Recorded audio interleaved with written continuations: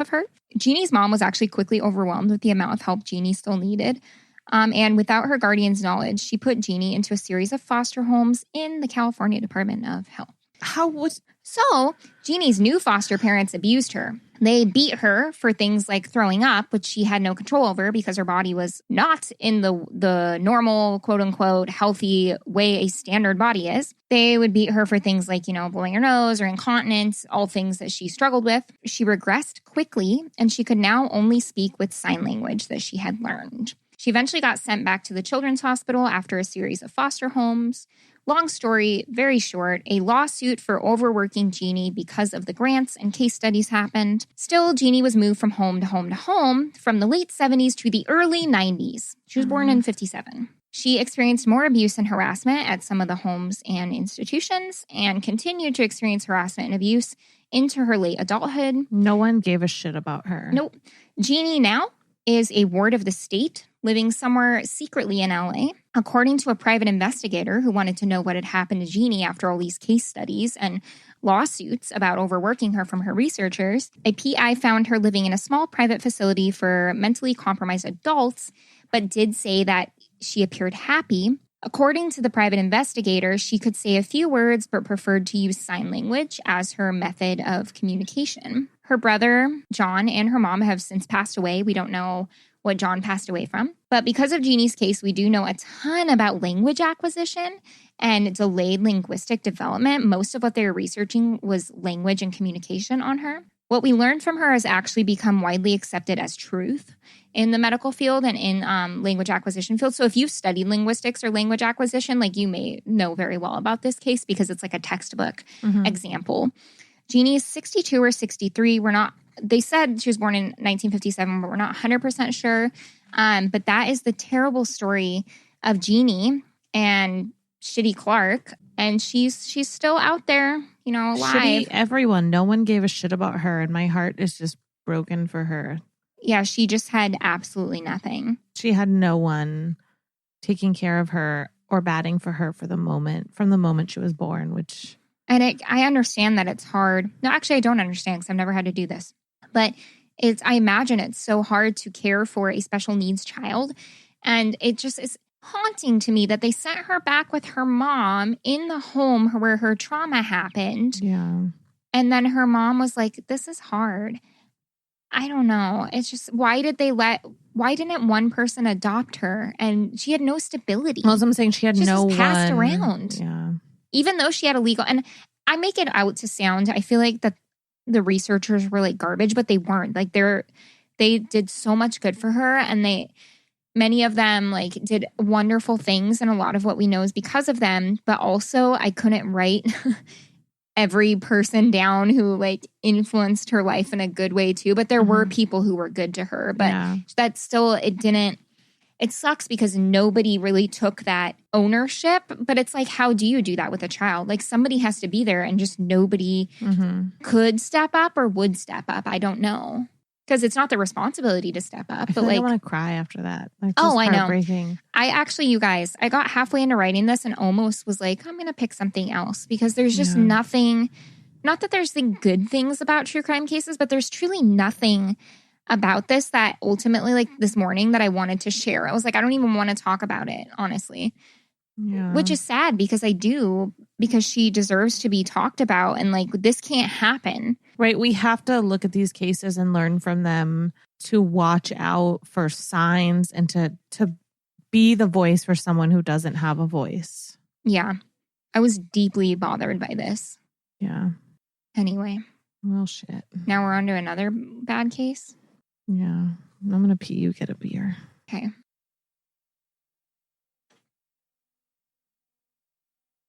All right. Well, fuck the world. So we're going to open another beer. And again, thanks to Molly for this beer too. You got us some really fun beers this time. Yeah. And this one we spent a chunk more of money on than we normally do. Yes. This is a limited release in 2020 because we need some limited release something. Yeah. We need to remember that 2020 is limited, right? Right? It's from Boulevard Brewing in Kansas City, Missouri. I love Mo. It's called Rye on Rye. It's a whiskey barrel aged ale with maple syrup. aged in Templeton rye barrels. So it's 13.2%. It's wine. It's wine, essentially. If you were a type of beer, what would you be? Would you be an IPA? Am I bitter? Sometimes. Oh, okay. Well, looks upset. I'm You'd kidding. be a sour. Oh my gosh. What would you be? I just want to pick my favorite beer. Like, I don't know. You'd be a Kolsch. You think so? Yeah. What would I be? I think you would be an IPA, but maybe like a hazy or something. Like, you'd be something fun. This is not as dark as I thought it would be, like in color, for a 13.2%. Okay, here goes nothing. Whoa, that smells like furniture polish. Oh, I thought I was going to hate it, and I think I don't know. It is mapley. I don't hate it as much as I thought. It's boozy. Well, yeah, it's 13.2%. Good thing I walked here and didn't drive. No, it keeps making me think of, now whenever I think of like a heavy beer, I think of Billy Jensen's eyes when we were on the video with him. And I was like, oh, it's 9% or whatever. And he was like, what? Like his eyes were all huge. Ooh, this is very boozy. It's sweet, but not as sweet as I thought it would be. There's something buttery about it. It's like mapley and buttery. It's almost, I hate to use the word oily, but it's almost like that. Like there's something. If you poured booze on pancakes, that's what this would be. It's like a booze-soaked pancake, but without the solidity of the pancake. It's a non-solidified pancake. It's a liquid pancake.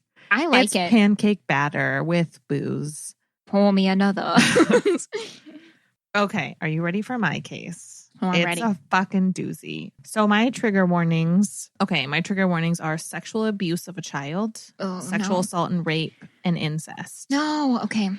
So my sources were independent.co.uk, an article by Tony Patterson. All That's Interesting, an article by Katie Serena. We love Katie Serena. We do. Wikipedia, a YouTube interview with Elisabeth, who I'll talk about. The Sun, an article by Jenny Offord. Who.com.au, an article by Michael Crooks, who interviewed Mark Perry, who was a journalist who first broke this story. So this is the story of Elisabeth Fritzl. Okay. I'm just going to jump in. This case is fucking fucked up. All right. Let's do it with our pancake booze. It does have a happy ending, like the happiest ending that this kind of case could have. So if that gives you something. Okay. That does actually make me feel a little better. Okay. Elisabeth Fritzl was born April 6th, 1966 in Amstetten, Austria, to Josef and Rosemarie. Josef and Rosemarie, I don't have that much background, but Josef and Rosemarie married when he was 21 and she was 17. They had 3 sons and 4 daughters, Elisabeth one of them.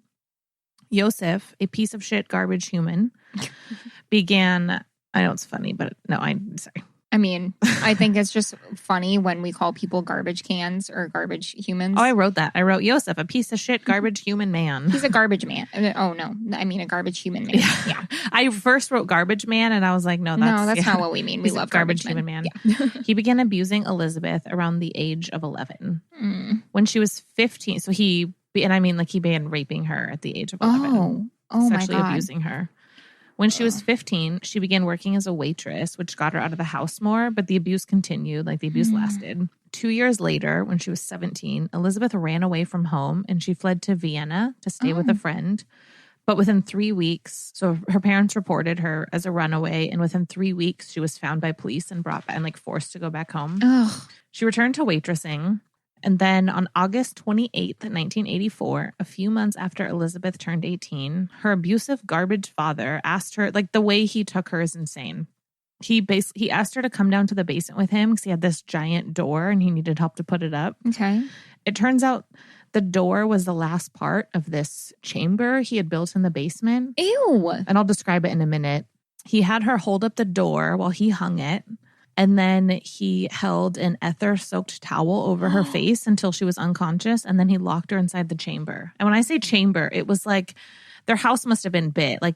And there's a map of this. But the cellar had a 5.5 yard hallway. It had a storage area, a small kitchen, a bathroom, 2 small sleeping areas. Oh, wow. With 2 beds in each. So it was like a built-out older basement. Yeah. Yeah. It had 2 access points, a huge metal door, which is the one he had her put up, but it eventually became unusable. And then a smaller door, only 3.3 feet high. Oh, ew, that's so creepy. Little doors are weird. Yeah, but this is like clearly something he planned. It's this whole like when you see the map of it, it's like a little house that he built in their basement and Ew. locked her inside of it. Soon after Elisabeth's disappearance, her mother, Rosemarie, filed a missing persons report and police began an investigation. Oh, did the mother actually think she was missing? Yeah. Oh, wow. A month later, Joseph forced Elisabeth to write a letter saying that she was sick of living with her parents and she had moved in with a friend. The letter ended with a warning to her parents, quote, "Don't look for me or I'll leave the country." Then this piece of shit, he had the letter mailed like from another town. So it looked like it came from somewhere else. Like he actually had it mailed. And then he goes, "Oh, look, police, look what we got. She ran away." And then he had this whole story he spun about how she had talked about joining religious cults and that she probably has joined a cult because she'd mentioned it before. I mean, cults are bad and I don't want to say they're good, but don't blame your own shittiness on cults. This chamber would be Elisabeth's home for the next 24 years. Oh my God, that's so long. The inside of the chamber and her father would be all she would see for a while. Her father continued for years to lie to police and to Rosemarie and all their other kids, trying to convince everyone that Elisabeth was now in a cult and she could never and should never be found. The investigation went cold, and her case, after some time, was simply forgotten about. She was kind of forgotten about. They're like, she moved away, whatever. Yeah. Yeah. Joseph, who sold machines, would go down to the basement every single morning at 9 a.m., telling his family that he was going down there to draw plans and they were not to disturb him. His family thought he was just like hardworking and was always down in the basement working. They never went down there. His workroom, like they're not going to bother him in his workspace. And they never did. Oh, that's so sad. Sometimes he would even spend the night in the basement, telling his family he had to work through the night. And they were like, what a hard worker. Ugh. For the first 2 years, Joseph would visit her daily, but he would just like visit her. But then he began raping and assaulting her all over again. Then Elisabeth became pregnant, but she miscarried at 10 weeks.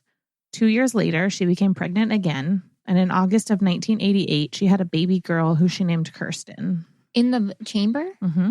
Okay. 2 years later, she had a second baby, a boy that she named Stefan. And the babies lived down there too? Mm-hmm. Okay. Well, I wonder if the family couldn't hear them cry? Like, it's fucking crazy. Yeah, both children.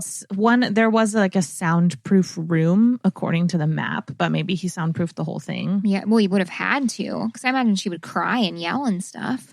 Both children stayed with Elisabeth in the cellar throughout her imprisonment. Have you seen the movie The Room?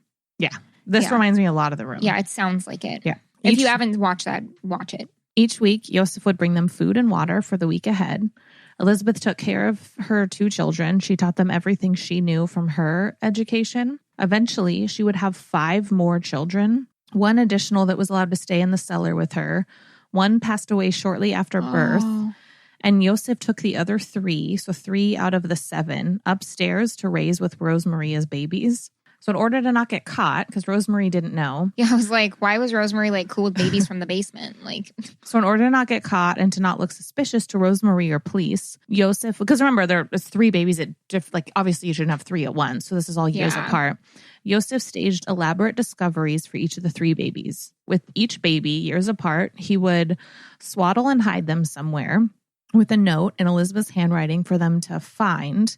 Each note from Elisabeth asking her parents to take care of her children because she couldn't. So he would like set them out on the front door or set them at the end of the driveway. That's actually pretty sneaky because they think she's somewhere in Austria probably. Mm-hmm. They think that she's in some kind of cult, so maybe she can't care for children. Mm-hmm. And I was like, well, what about when they start looking like her siblings? But that also, if they look like her, that makes sense. Right. Oh, I hate that. And then Rosemarie would call police, like obviously report it. And when police got social services involved and about the letters, they were like, let them keep them. Like, let them raise their grandchildren. Yeah. Like, no one stepped in and took the kids. Like, no, everyone believed his story. No one thought it was suspicious. Well, and also they always say, like, it's better for the children to be with their biological families, even if it's like an aunt or an uncle or something. So they're like, no, this is best case scenario. Then in 2008, 24 years into captivity. So this is their whole life. So they're living in the cellar. She's raising 3 of her kids. A 4th has passed and 3 are upstairs with Rosemarie. Taken away. Yeah. Then in 2008, 24 years into captivity, Kirsten, her first child, 19 years old at this time, becomes super ill. Kirsten gets worse and worse. Elisabeth is begging Josef to take Kirsten to the hospital and get her some attention. They finally, like, it gets to the point where they're